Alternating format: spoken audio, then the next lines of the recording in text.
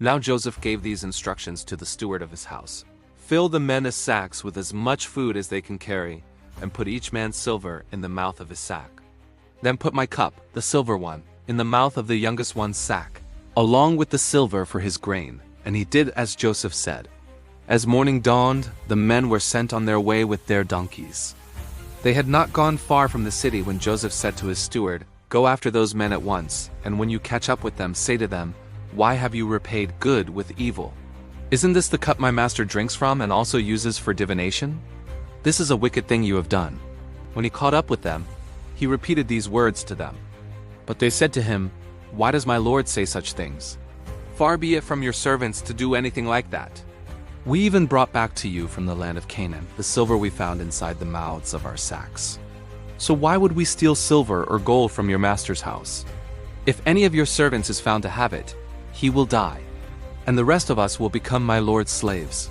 "Very well then," he said, "let it be as you say. Whoever is found to have it will become my slave. The rest of you will be free from blame."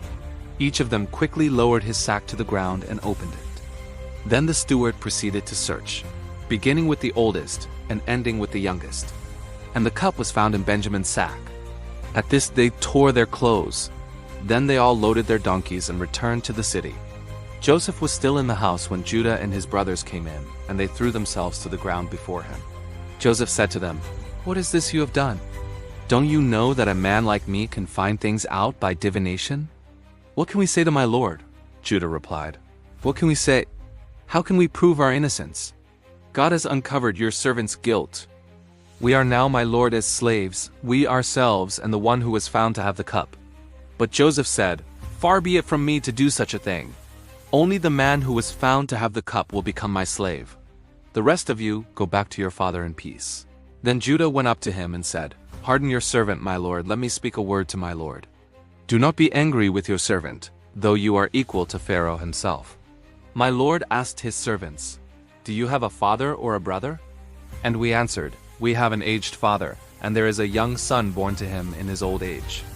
His brother is dead, and he is the only one of his mother's sons left, and his father loves him." Then you said to your servants, "Bring him down to me so I can see him for myself." And we said to my lord, "The boy cannot leave his father. If he leaves him, his father will die." But you told your servants, "Unless your youngest brother comes down with you, you will not see my face again." When we went back to your servant, my father, we told him what my lord had said. Then our father said, "Go back and buy a little more food." But we said, "We cannot go down. Only if our youngest brother is with us will we go. We cannot see the man's face unless our youngest brother is with us." Your servant, my father, said to us, "You know that my wife bore me 2 sons. One of them went away from me, and I said, 'He has surely been torn to pieces,' and I have not seen him since. If you take this one from me too and harm comes to him, you will bring my gray head down to the grave in misery.